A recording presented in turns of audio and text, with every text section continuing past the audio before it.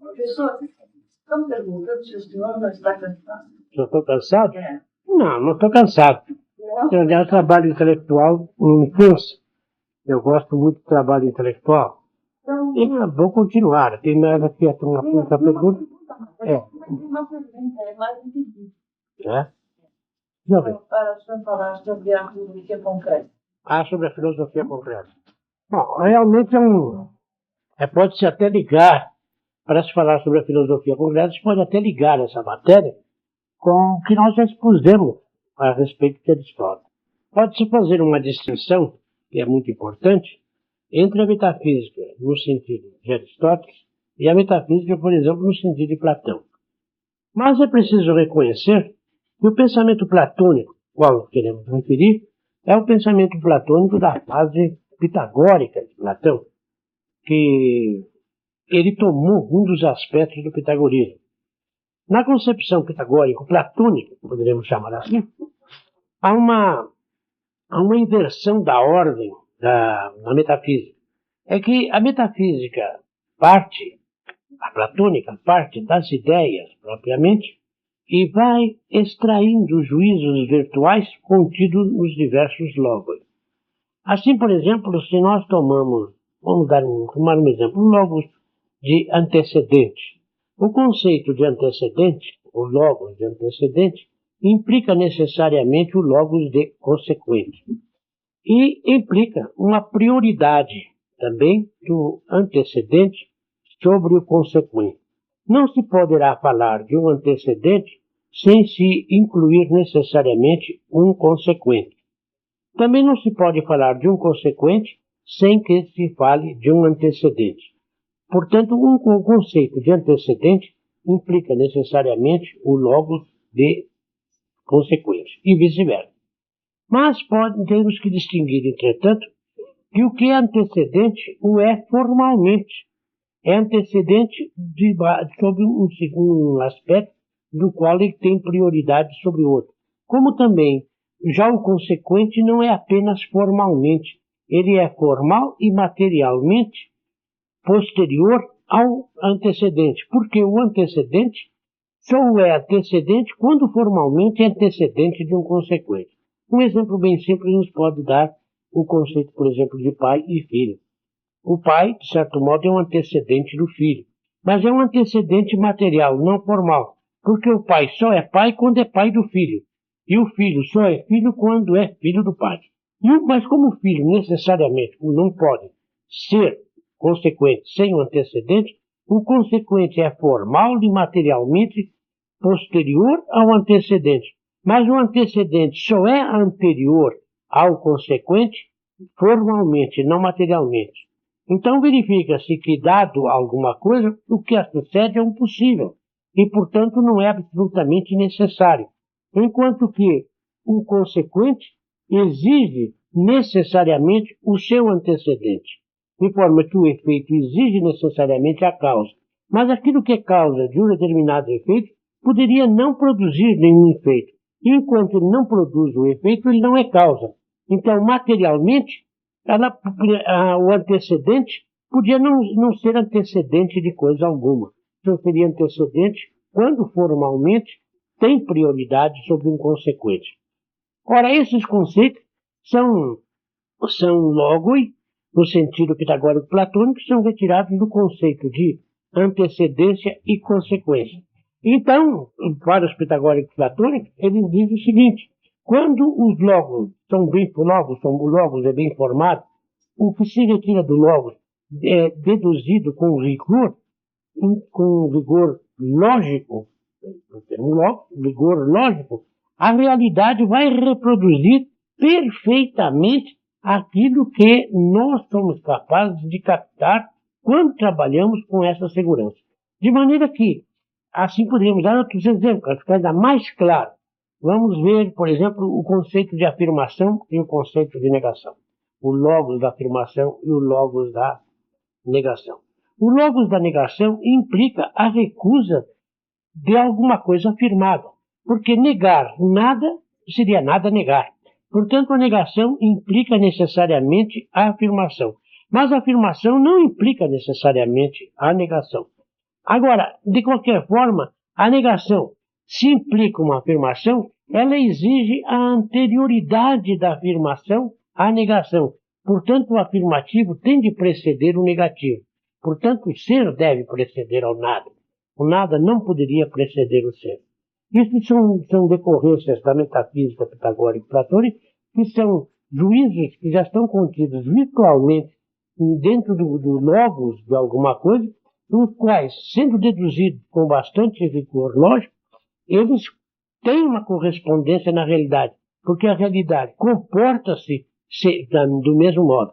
De forma que nós observamos aqui que há uma diferença muito grande entre a dialética pitagórico-platônica e a dialética aristotélica.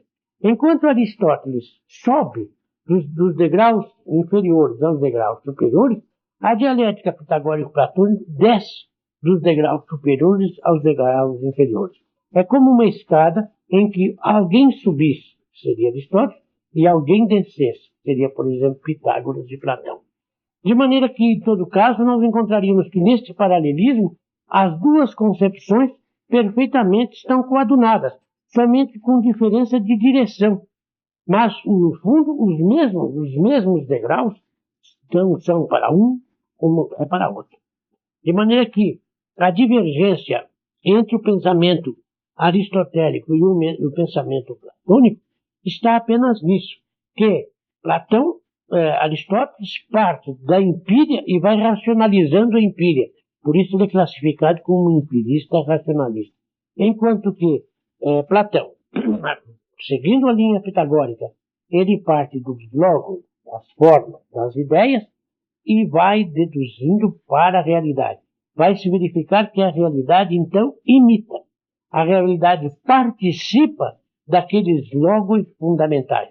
A realidade repete no seu desenvolvimento os mesmos logos que constituem os arquétipos no sentido pitagórico-platônico. Ora, a filosofia concreta, nós a chamamos, não quer dizer uma filosofia que esteja ligada ao conceito comum que se faz de concreção, como as coisas sensíveis, as coisas que são da nossa experiência sensível. A filosofia concreta procura fundar-se na filosofia positiva. A filosofia de Aristóteles, uma filosofia de Platão, que tem a sua origem no pensamento pitagórico, as duas concepções têm uma parte de positividade, ambas são positivas, e a sua conjunção permite a formação da filosofia concreta. Porque a filosofia concreta, ela parte não só da via ascensional de Aristóteles, como também parte da via descensional de Platão. Assim, por exemplo, no estudo das polaridades aristotélicas, as famosas polaridades, como ato e potência, forma e matéria, essência, existência, substância e acidente, busca-se procurar o nexo claro de tais conceitos. Nós sabemos que Aristóteles não deu a esses conceitos definitivas soluções, de modo a evitar as controvérsias. Controvérsias seguiram-se através do tempo, a análise prosseguiu no exame dessas quatro famosas polaridades, sobretudo entre os escolares. Mas nós somos obrigados hoje a reexaminar novamente as noções dessas polaridades, porque elas voltam outra vez a ser tema de novas investigações. Nós somos obrigados a se verificar se esses termos são bem adequados, se não é melhor procurar outros termos que condigam com o que se pretende, com o que eles pretendem expressar, etc. Então, ao observar toda o processo escolástico de análise das polaridades, de onde surgiram as divergências entre as diversas escolas, nós vemos que a matéria continua em pé, que a matéria continua a desafiar a nossa inteligência. Poderíamos fazer como fazem muitos modernos, que escamoteiam o problema, põem de lado o problema, não se interessam mais por ato, potência, nem por forma, nem matéria, nem essência, nem existência, nem substância, nem acidente. Eu procuro estudar mais nada disso e vão procurar outras soluções, outros caminhos. Mas isso é uma maneira de fugirmos ao problema e não de enfrentá-lo. E como o desafio está feito à inteligência humana, aqueles que são mais corajosos, naturalmente, aceitam o desafio e vão procurar dar soluções. De maneira que, deixando de lado certos trabalhos eruditos de exegetas em torno desse tema, nós devemos procurar, pela concepção da filosofia concreta, qual a única maneira concreta, ou seja, apoditicamente válida, no campo ontológico, que se poderia considerar substância, acidente, forma, matéria, ato, potência, essência existente. Quer dizer, as opiniões dos filósofos, os pontos de vista, o que um filósofo ou outro tratou, passa a ser matéria secundária. O que é importante é estabelecer como, ontologicamente, poderemos expressar de modo verdadeiro, fundado em bases apodíticas, em juízos necessários, o que essas polaridades, na verdade, elas significam. A filosofia caracteriza-se por ser uma ciência com a qual o homem trabalha apenas com a luz natural da sua inteligência. Ele não tem na filosofia, ele não dispõe de outros instrumentos senão a sua inteligência. Não é, por exemplo, como a ciência que pode aproveitar instrumentos técnicos, pode lançar mão de outros processos, de certas observações, de certas pesquisas, para tirar conclusões. A filosofia não. A filosofia, o filósofo é o homem mais desprovido que existe. Ele só tem e só dispõe da sua inteligência. Nada mais. É apenas com ela que ele tem que invadir, que ele tem que penetrar. Portanto, é apenas fundada nessa luz natural da inteligência humana que ele vai construir todas as disciplinas que constituem a sua filosofia. Ora, a filosofia concreta não se funda numa revelação. Não tem, portanto, nenhum caráter de religião, como houve alguém que disse que a filosofia concreta quer substituir a religião. Absolutamente, ela não tem nenhum caráter de revelação, portanto, não tem nenhum caráter religioso. Ela é apenas filosofia. Ela apenas funda-se na luz natural da inteligência e busca concrecionar os conteúdos idéticos, logo, que a nossa inteligência é capaz de captar, conexionando-os com o máximo rigor ontológico e buscando a verificação deles em relação à experiência, inclusive a sensível. Quer dizer, ela busca concrecionar as duas vias, a platônica com a via aristotélica, atingindo assim ao verdadeiro ideal dos pitagóricos, que era esta concreção, que eles pretenderam realizar e que não puderam, senão em parte, fazer. Ela não é a filosofia concreta também uma sistematização de opiniões, mais ou menos bem concatenadas. Ela é avessa totalmente ao opinativo, ao meramente assertivo, como nós temos salientado em nossos trabalhos. Nela se busca alcançar os conteúdos idéticos rigorosamente apodíticos, em base estritamente ontológica. Por isso, ela tem assim uma espécie de uma metafilosofia, porque se nós alcançamos a tais fundamentos rigorosos, então ela é capaz de fazer a crítica do pensamento vário da filosofia. Ela pode então estabelecer a procedência ou não procedência de qualquer tese esboçada através dos tempos. Não é uma posição eclética, porque também ela não faz uma seleção, uma escolha de postulados coordenados dentro de uma construção mais ou menos feliz. Ela não trata de escolher as melhores passagens da filosofia, os melhores pensamentos para fazer uma construção.